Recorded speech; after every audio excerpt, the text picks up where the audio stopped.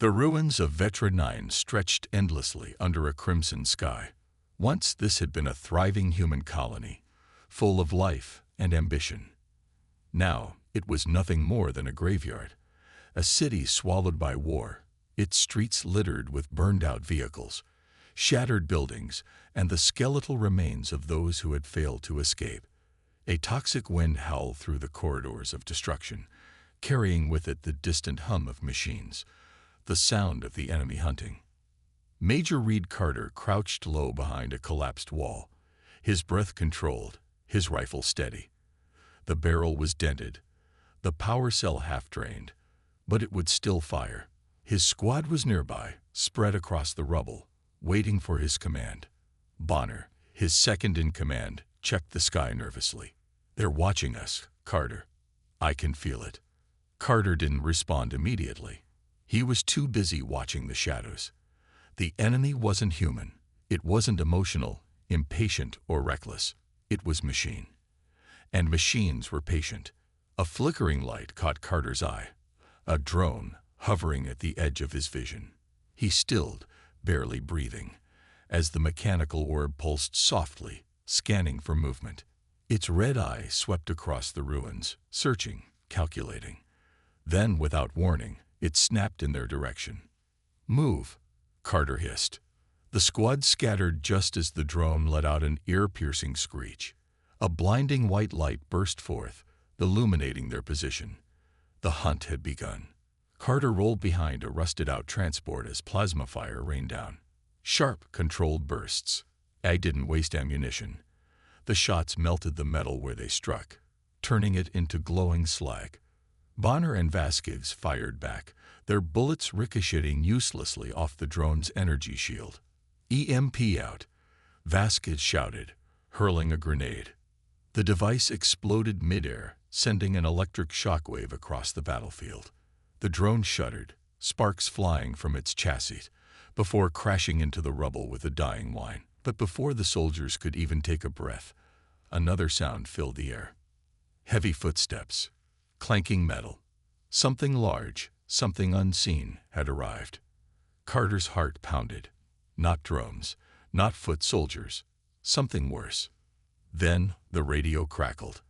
A cold, artificial voice whispered into their helmets. "You are detected." Bonner cursed. "Shit. Hunter-killers. They found us." Carter's blood ran cold. The hunter-killers weren't like the regular machines. These weren't mindless drones. They stalked their prey. They took their time. They enjoyed the hunt. He pressed a hand to his earpiece. "Vasquez, Kim, fall back to the tunnels. We regroup underground." No response. "Vasquez, Kim." Nothing but static. Carter's grip tightened on his weapon. Vasquez and Kim had just been here, seconds ago. But now, they were gone. No gunfire, no screams. Just gone. A sharp metallic clicking echoed through the ruins.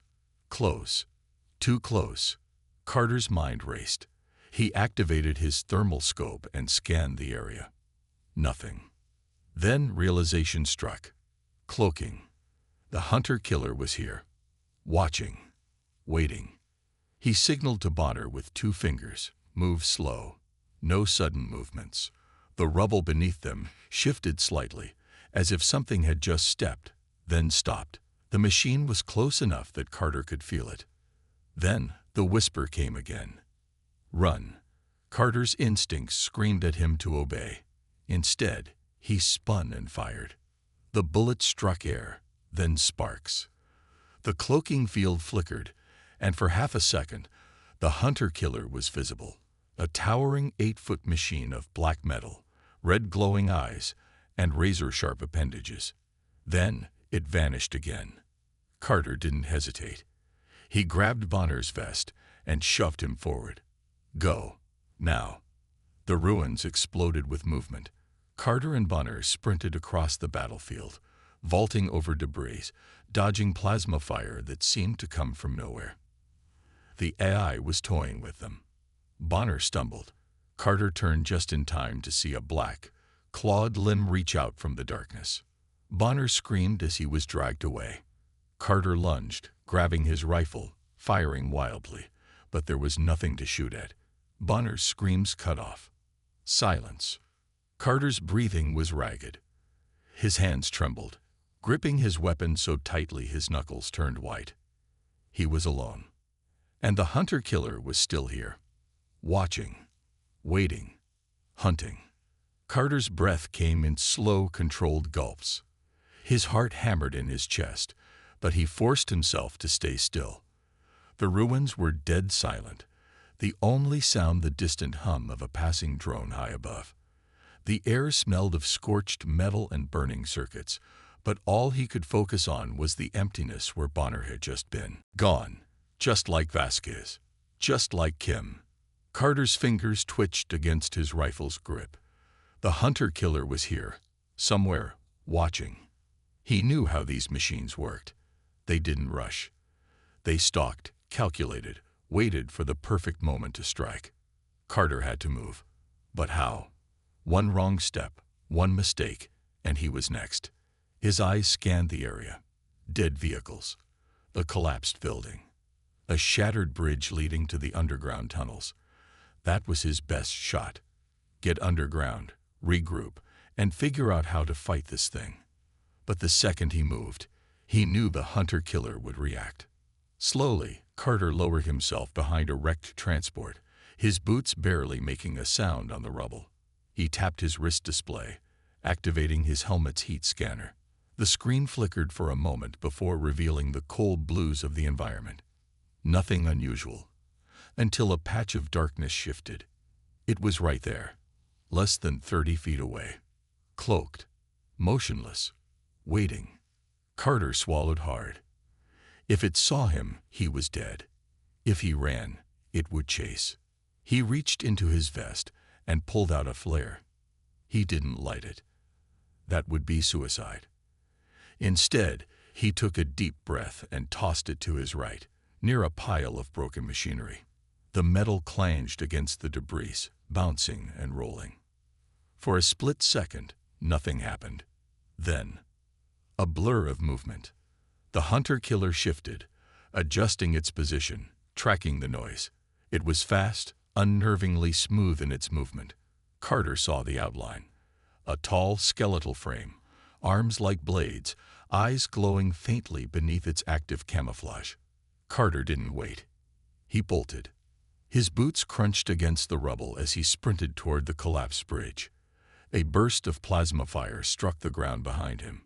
Sparks flew. Heat singed the back of his armor. The hunter-killer had seen him. The chase was on. Carter leaped over a shattered barricade, landing hard and rolling to absorb the impact. His lungs burned. His legs ached. But he kept moving. The tunnels were just ahead. Then the air shifted. He didn't hear the hunter-killer move. It didn't need to make noise. One moment, it was behind him. The next, it was beside him. Carter barely reacted in time. He twisted mid-stride as a black blade sliced through the air, inches from his head. The hunter-killer had predicted his path. Carter threw himself to the side, crashing through a half-broken doorway. He hit the ground hard, pain shooting up his ribs, but he scrambled to his feet. The machine didn't follow. It was playing with him. Carter's fingers dug into his belt, grabbing a hacking spike. His mind worked fast. If he could get close enough, he could disable its cloaking, maybe even slow it down. But that meant facing it head-on. He checked his ammo. 7 shots left. Not enough. Not nearly enough. The room he had stumbled into was an old supply depot. Crates, rusted weapons, broken tech, nothing useful, except for a half-functional drone jammer. Carter's pulse quickened. This could work. Carefully, he powered it on, tweaking the frequency. The small device hummed softly as it synced with his helmet. If the hunter-killer was using cloaking tech, the jammer might cause interference. Might. A sound outside made him freeze. A single metallic tap, then another. It was moving. Slowly. Testing him. Carter gritted his teeth. You want to hunt me? Fine. Let's hunt. He placed the jammer behind a crate and activated a small timer, 10 seconds. Then he moved, fast and quiet. He needed to change position before it figured out what he was doing. The countdown in his visor ticked down. 3, 2, 1. The jammer pulsed. Instantly, the air rippled. The cloaking flickered, and for the first time, Carter saw it fully. The hunter-killer stood at the entrance of the room, its angular frame hunched forward, razor-sharp limbs twitching as it adjusted to the sudden interference. Its glowing red eyes locked onto him. Then it moved. Carter fired. 3 shots. The first 2 bounced off its armor. The third hit its leg, sending up sparks. The machine staggered, just for a second. It was all Carter needed. He bolted again, diving through a broken window just as the hunter-killer lunged. Metal claws scraped against concrete. It was fast, but Carter was unpredictable. The underground tunnels were just ahead. If he could get inside, he could force it into a tight space where its speed wouldn't matter. Carter slid down a collapsed slope, landing hard in a dark, abandoned train station. The flickering emergency lights cast eerie shadows across the cracked floor. Behind him, the hunter-killer landed with a metallic thud. Carter turned, gripping his rifle. No running now. This was where he made his stand. Carter's boots slid across the dusty concrete as he stopped inside the abandoned train station. The underground tunnel stretched into darkness ahead, the faint flicker of old emergency lights barely illuminating the way. His breathing was heavy, his heart hammering in his chest, but he forced himself to focus. No more running. Behind him, the hunter-killer landed with a loud mechanical thud. The impact sent a tremor through the cracked floor. It was here.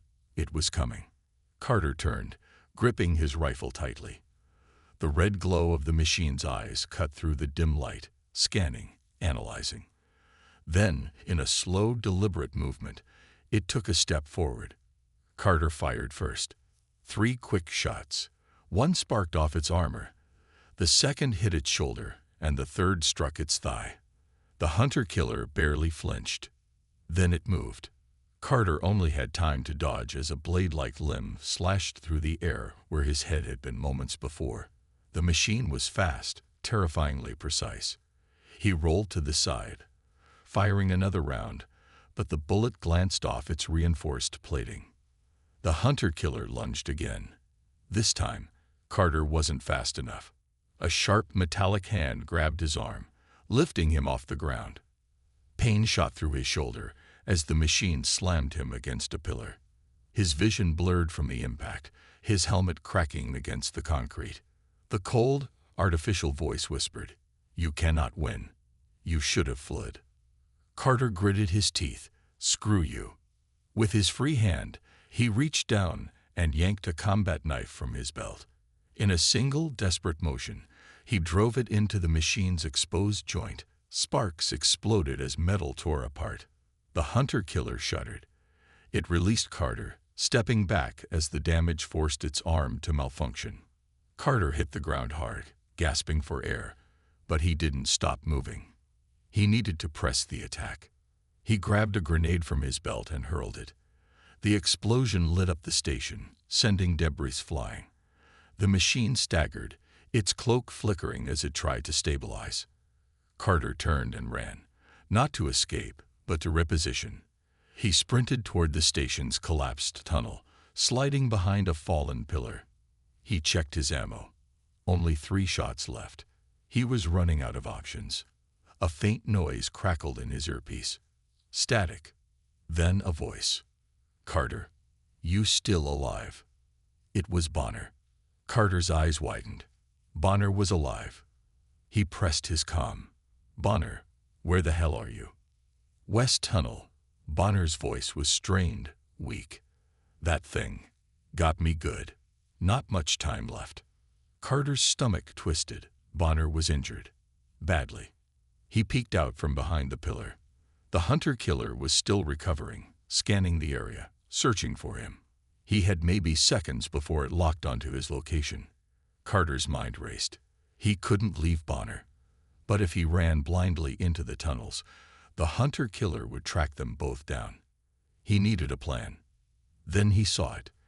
A half-buried power junction near the tracks. The ancient infrastructure still held high-voltage energy cables, likely unstable after decades of neglect. If he could lure the hunter-killer onto the tracks, he could electrocute it using the exposed wires. He pressed his comm.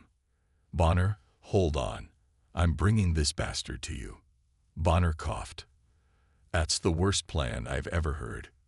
Carter smirked. "Then it's just crazy enough to work." He grabbed a metal pipe from the rubble and hurled it across the station. The loud clang echoed through the underground, drawing the hunter-killer's attention. The machine reacted instantly. It turned, recalculating. Then it moved. Carter bolted toward the west tunnel. The hunter-killer followed. He ran past the abandoned train cars, his boots pounding against the old tracks. He could hear the mechanical footsteps gaining on him. The air was thick with dust, the tunnel walls cracked and crumbling. Up ahead, Bonner was slumped against a concrete support beam. Blood streaked down his arm. His armor dented, but his rifle was still in his grip. Carter slid to a stop next to him. "Can you still shoot?" Bonner grinned weakly. "I ain't dead yet." Carter nodded. "Then let's fry this thing." The hunter-killer entered the tunnel, its red eyes locking onto them. It raised its blade arm, ready to end them both. Carter shouted, "Bonner, now." Bonner fired his last few rounds, aiming for the machine's already damaged joints. The bullets weren't enough to kill it, but they slowed it down. Carter lunged forward, grabbing a loose power cable from the broken wall. Sparks danced across its length, energy crackling. The hunter-killer took another step forward. Carter didn't hesitate. With a grunt, he drove the cable into the machine's exposed torso. Electricity surged. The tunnel lit up in a violent flash. The hunter-killer convulsed, its body locking up as raw power surged through its circuits. It let out a distorted mechanical screech. Then, with a final shudder, it collapsed. Silence filled the tunnel. The smell of burnt metal and ozone filled Carter's nose. His chest heaved as he stepped back, watching the red glow in the machine's eyes fade. Bonner chuckled weakly. That was dumb. Carter smirked, slumping down next to him. "Yeah, but it worked." Bonner's smile faltered. "Not for me, Carter." Carter's expression hardened. He looked down. Bonner was bleeding badly. Too much. His friend wasn't going to make it. Bonner exhaled slowly. "Tell me we won." Carter nodded. "We won." Bonner's breathing slowed. Then it stopped. Carter clenched his fists. Another loss. Another brother gone. But there was no time to grieve. The war wasn't over. Carter sat against the cold tunnel wall, his chest rising and falling in ragged breaths. The smell of burnt circuits and ozone still lingered in the air. The hunter-killer's lifeless metal shell lay just a few feet away, its red eyes now dark.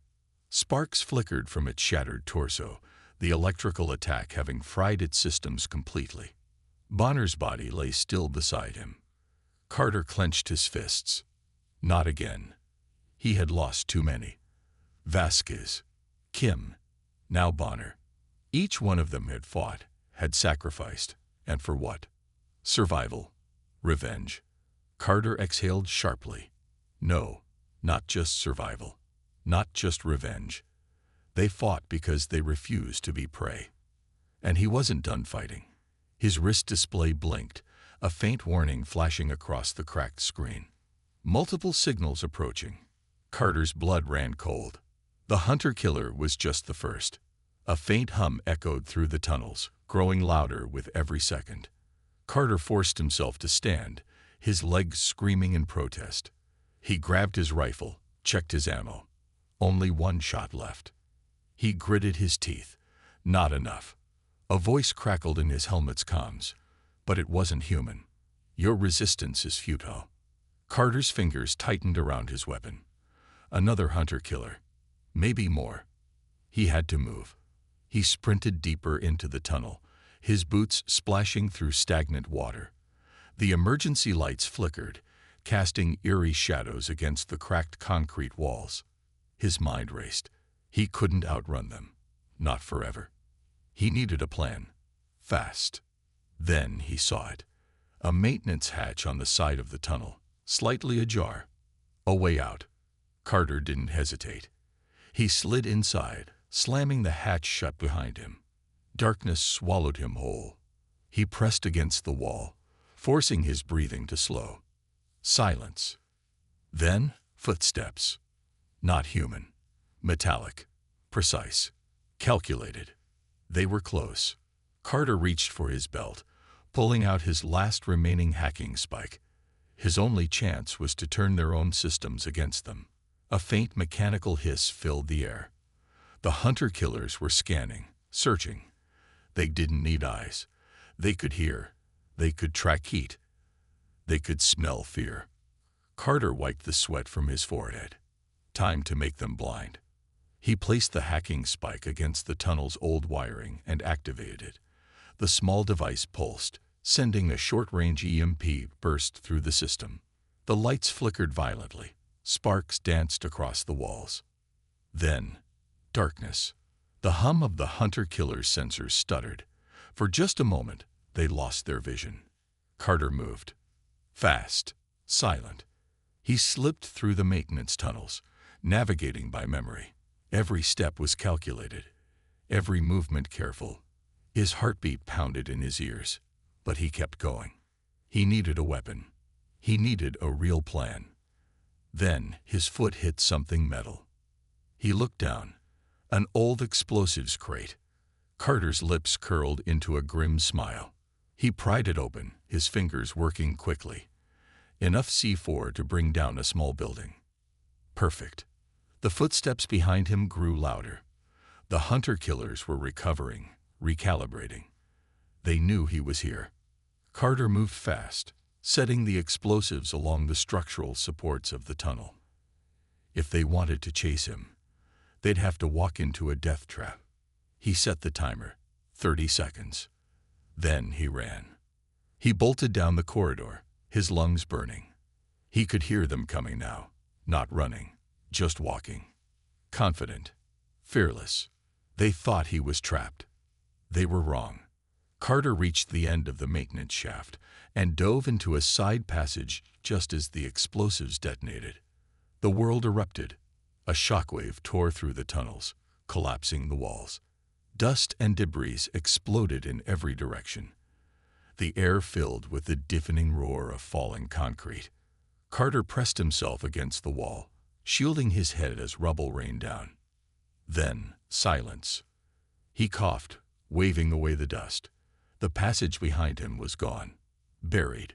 Whatever was left of the hunter-killers was now nothing but crushed metal and broken circuits. Carter let out a slow breath. It was over. For now, Carter pulled himself out of the rubble, his limbs aching from the blast. The tunnel behind him was completely caved in, a graveyard of shattered concrete and crushed metal. The hunter-killers were buried, their relentless pursuit finally over. But he wasn't celebrating. He forced himself to move, his boots crunching over debris as he made his way toward the exit. His mind was numb, his thoughts heavy. Bonner was gone. Just like Vasquez, just like Kim. He had survived. But at what cost? The passage led him to an old sewer grate, rusted and barely holding together. He slammed his shoulder into it, forcing it open. Fresh air. He climbed out into the ruins of the old city, the night sky stretching above him. A cold wind blew through the empty streets. The war had left this place a husk. Abandoned buildings, burnt-out vehicles, shattered roads. There was no life here, just ghosts of what once was.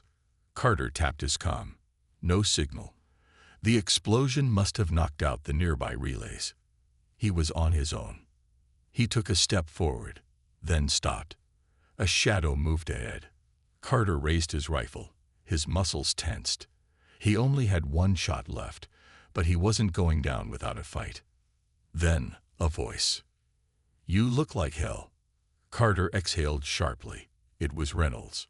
She stepped out from behind an old truck, her armor dented, her face streaked with grime. But she was alive. Carter lowered his weapon. "You're late." Reynolds smirked. "You always were impatient." Behind her, a small group of survivors emerged. Soldiers, civilians, what was left of their resistance. Not many, but enough. Carter's stomach twisted. How many more had they lost? Reynolds must have seen it on his face. She sighed, stepping closer. "Bonner." Carter nodded. He didn't trust himself to speak. Reynolds placed a hand on his shoulder. He knew what he was fighting for. Carter swallowed hard. And what if we're just fighting to lose slower? Reynolds shook her head. "Not if we make it count." She handed him a tablet. "We intercepted a transmission before we lost comms. The machines, they're pulling back." Carter's eyes narrowed. "Why?" Reynolds hesitated. "We don't know. But whatever's coming next, it's bigger than anything we've faced before." Carter looked out at the ruined city, at the distant horizon where the enemy still lurked. They had won this battle. But the war, it wasn't over. Not even close. Carter stood on the crumbling rooftop of an old skyscraper, staring out at the ruins of the city.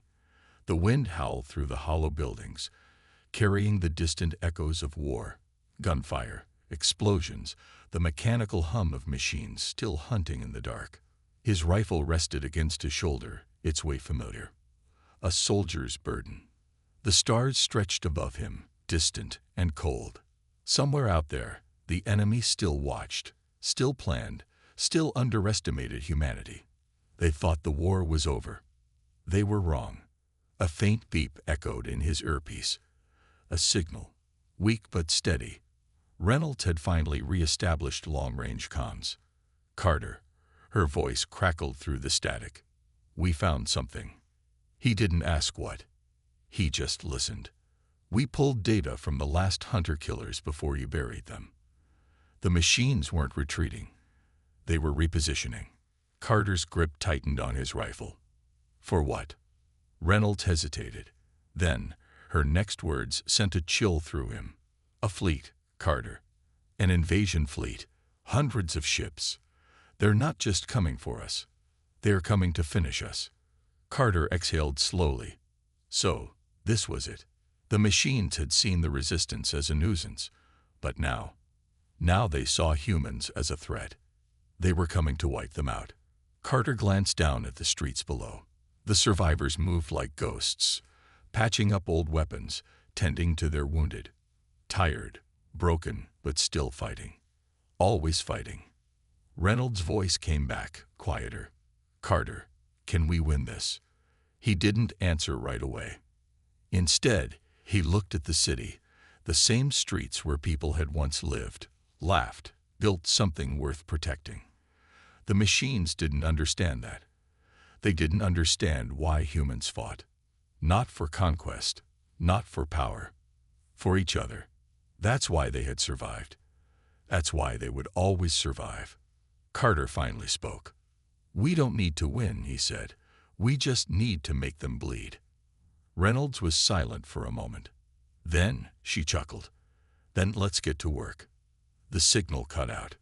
Carter turned, stepping away from the edge.